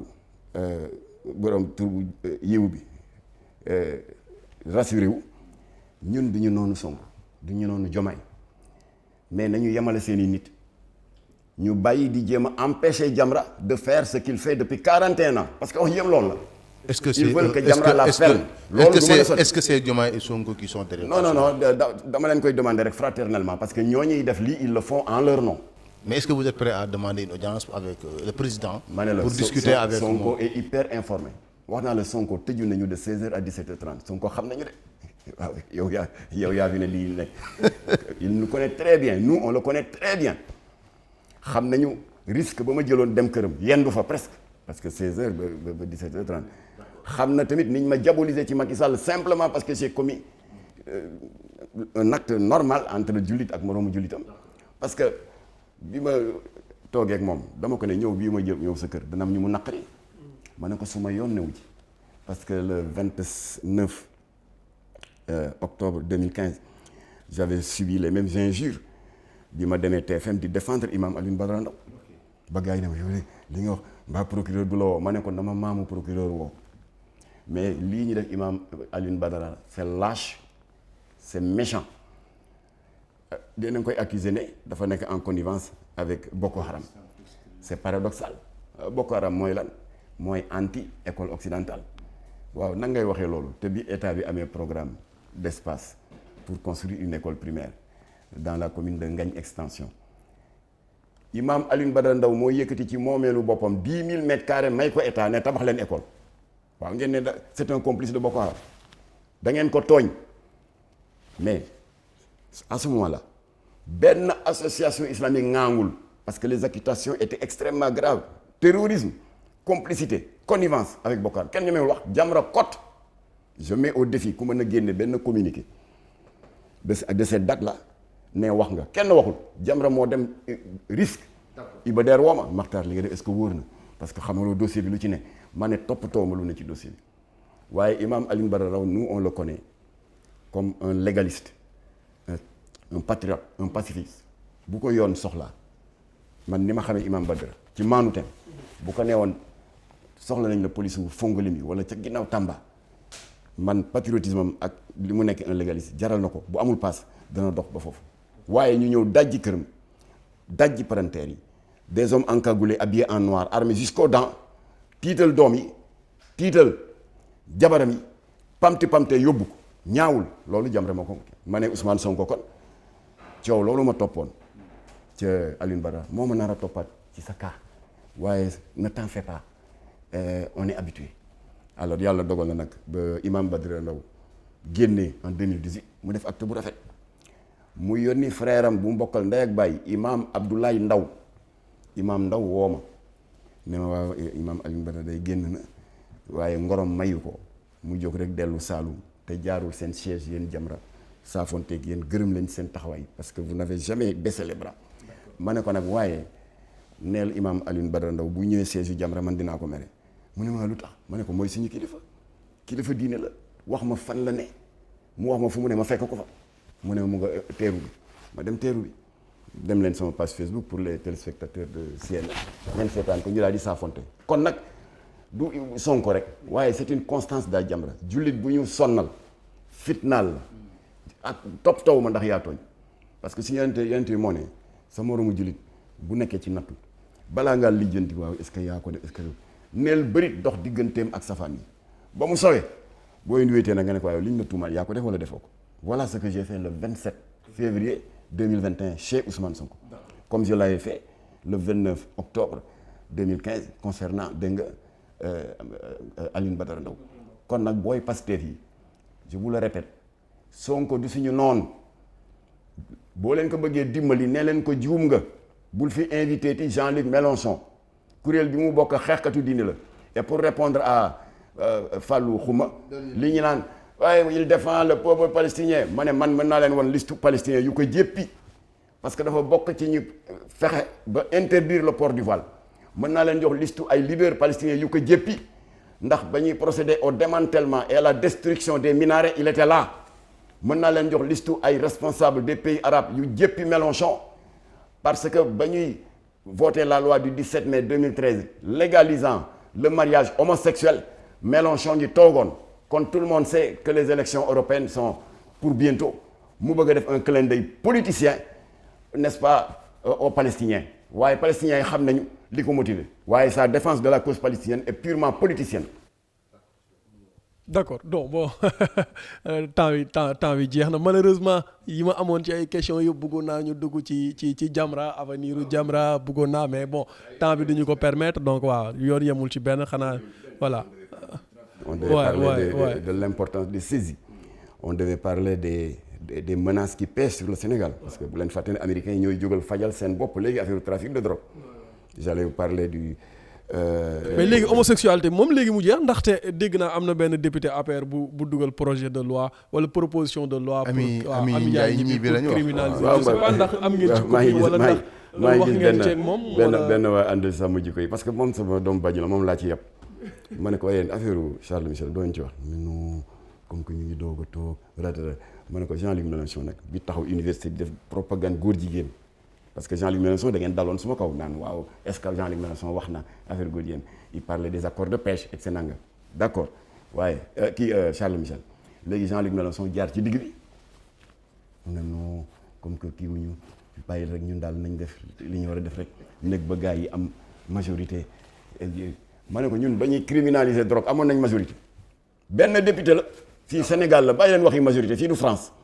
ñun dañu profiter n'est-ce pas de la familiarité yi am assemblée wax ak député yi dans les couloirs député yi mënul ñëw te feebar wala màgget ma seeti leen seen kër au bout de moins de 2 mois on a collecté 80 signatures député 80 yëpp ne bu proposition Jamra ñëwee plénière dinañ ko voter et le 30 novembre 2007. donc volonté kese la. pour volonté la rek bàyyi leen wax yi dañuy def majorité. d'accord kon nag li nga wax naan am na député Benno Bokk Yaakaar bu déposé. nous l'encourageons. d'accord mais lan ngay tàggoo benn. waaw léegi li may tàggoo d'abord di ñaanal waa kër gi ndax xam nga man c'est rare may élever la voix waaye Fallou léeg-léeg Fallou coq ma ci angle boo xam ne eh bien je suis obligé de vider ce que j'ai sur le cœur sans compter bien entendu le jeu de ping-pong de Mamadou Cissé parce que boo dóoree jox ko mu dóor mais c'était sympathique vraiment maa ngi rafetlu seen professionnalisme. jërëjëf ndax yéen di ngeen pousser nit ki à aller jusqu'au bout de son raisonnement mooy li tubaab di wax naan tirer les vers du nez. Vraiment vous l'avez très bien réussi. Alors léegi daal je conseille aux autorités après les avoir rassurés que Jamra n'est pas l'ennemi de Sonko. Sonko le sait parce que koo tëjul 2 heures de temps 3 heures xam nga li ne ci xolam mais nañu def très attention ñu mel ni Malin Anna Borg te que Jamra avait dénoncé le 12 février mooy cette prétendue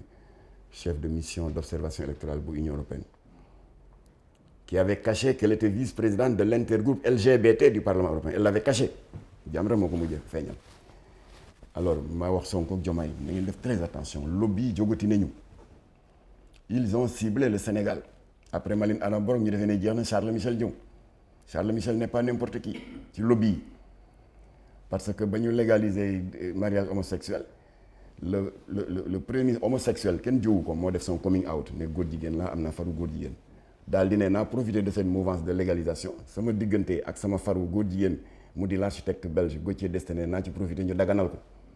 sëy bi fan lañ ko takkee à la mairie du Grand-Duché de Luxembourg kan lañ ko ndeyale Charles Michel voilà kon Charles Michel wax nañ leen li ñu xam ci moom Sonko ak Diomaye na ngeen moytu kooku waxuma ne bu leen wax ak moom bu ma kenn sosol ku mel ni oustaz Modou Fall sosol na ma ci loolu j'ai jamais dit bu mu wax ak moom dem na ba naan sax waaw bu ñu toppee logique boobu xanaa kon léegi kuy laata dugg avion di nga lijjanti ndax chauffeur bi yéefar la wala déet chef religieux yi ku ci feebar ñëw la yóbbu Europe defal opération xanaa balaa kaa docteur bi laal di nga lijjanti ndax yéefar la wala déet ku wax loolu benn bàyyi bu nit waxee ngeen fab ay waxam dëkkal ko ci beneen sens moi j'ai jamais dit ça waxuma ne bu mu ko recevoir dama ni nañ ko may bët ndax saay-saay la te ñoom ñoo yàq Gabon dagal nañ fa ngóor jigéen le 26 octobre juin 2020 waaye comme que ñoom dañuy am une deuxième chambre le Gabon le Sénat gabonais donc le 30 daal di ko valider ñoom ñoo yàq République centrafricaine ñoo yàq île Maurice ñoo yàq Cap-Vert di sa circuit Sénégal alors ci noonu lañ leen waxee tam na ngeen moytu Jean-Luc Mélenchon avec ses faux prétextes de défense n'est-ce pas la cause palestinienne te du dëgg ci moom palestinien ay jullit lañ comme ñun gëm les mêmes valeurs ils sont contre l'avortement te Jean-Luc Mélenchon voté na ba ñu légaliser l'avortement ils sont contre le mariage homosexuel voté na ko le 17 mai 2013 alors ñooñu laa wax ne na leen Sonko ak Diomaye may bët waxuma ne buy wax ak ñoom may leen bët ndax borom yi pexe lañ kon Jamra comme tout Sénégalais ne peut que vous souhaiter plein succès dans votre sacerdoce waaye bu leen nax seen bopp mukk que Jamra day noppi parce que nit ki boo ko yéenee jàmm bu bëggee dugal tànkam ci pax yuuxul bu yeboo mu ne la waaye yow yaa rëy làmmeñ mu ne ma woon piis rek wala nga ne ma kon ñun noonu la ñu mel kon saa wu Jamra yuuxoo c'est pour votre intérêt c'est pour la défense de nos valeurs islamiques de nos valeurs religieuses parce que bëgguñu nasaraanu tubaab yooyu yàqal la yow Sonko yàqal Diomaye te am na ci ñoo xam ne seen pexe loolu la ndax xam nañ ne yéen vous pouvez aller très loin parce que vous parlez de souveraineté monétaire am na tubaab yu mu naqari nee ngeen da ngeen dem fexe ba juboo avec les états rebelles de l'AES l'alliance des états du Sahel ba Sonko envisagé na ne day seeti la junte militaire bi nekk Niger. déjà Diomaye dem na si ñett Diomaye dem na ci ba am na ñu naan Sonko est en train de crédibiliser le putsch am na ñu ko commencé tourner en dérision waaye bu leen faalee doxal la ngay dox parce que yow li la intéressé mooy les frontières artificielles yi fi colonialistes yi def ba diviser ñu ngeen dindi ko wala boog ngeen atténuer continuer dox loolu waaye loolu dama bëgg a Sonko nga xam ne am na tubaab yu mu neexul dinañ la yebal ay xalif généraux lobby LGBT pour te mettre en mal avec ta population bul ko nangu te na ngay déglu alerte Jamra ñun saa wu ñu waxee du pour te mettre en mal avec les populations waaye dañu bëgg ni ñu ko doon defee ak Macky Sall lobby may la jàmm may ñu jàmm ñoom bu ñu la mayee jàmm rek may nañu jàmm kon na yàlla dàqal Sénégal seytaane lobby yi ak lobby yëpp nag laa wax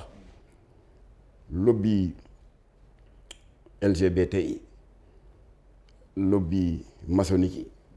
lobby de narcotrafiquants yi ak lobby faux oustaz yi mbubboo diine pour def du business yal na yàlla musal Sénégal ci lobby yooyu yëpp suñu kilifa diine yal na yàlla ñor di seen i fan te toftal ci wér yal na yàlla def jàmm ci réew mi te làq ñu Sénégal fu yàq yeggul wa salaamu aleykum wa rahmatullah. jërëjëf comme ni ñu koy wax souvent a wolof mbaam weq na doom wala nag weq na doom waaye ba ñu ko loolu laa dégg si wax ji moo ko Ousmane Sonko en tout cas ñun tamit amoon nañ mbégte bu baax sant la gërëm la. wax dëgg yàlla c'est vrai que voilà dépassé nañ sax xëy na temps bi ñu mayoon mais voilà moom buy wax xam nga suñu maam la et puis il faut nga bàyyi ko aussi mu wax li nekk si dëndam li mu bëggoon waxtaan lépp aussi xëy na waxuñu ko mais comme on le dit souvent yoon yemul si benn mais en tout cas mbégte la ñu am et puis di aussi rafetlu seen combat parce que képp ku nekk si réew mi xam nga ne quand même quoi qu'on puisse dire Jamra buñ ko créé ba léegi ay valeur lay xeex donc quand même ñu ngi leen si encouragé itam di ñaan suñu borom jàppale leen di ñaan itam seen diggante autorités yu bees yi aussi ritax ba li ngeen bëgg a xeex si réew mi yëpp wax dëgg yàlla mu ama on espère que di ngeen toog pour l'intérêt di toog waxtaan si yëpp yi nga xam ne en tout cas pour réew mi la en tout cas ñu ngi lay sant di la gërëm di sant ñi ñu doon seetaan ñëpp di sant ñi nekkoon ci xarala gi Raoul Souleymane Lamine ak Pod mi nga xam ne moo nekk itam si xarala gi ñoom ñëpp ñu leen sant di leen gërëm di jox ñi nga xam ne ñoo ñuy seetaan yëpp dig daje ba alxames bi di ñëw incha allah ak seen beneen numéro minute de vérité jërë ngeen jëf. Une voix originale du socialisme. Congrès libéral mondial. Il ne peut y avoir de liberté sans responsabilité.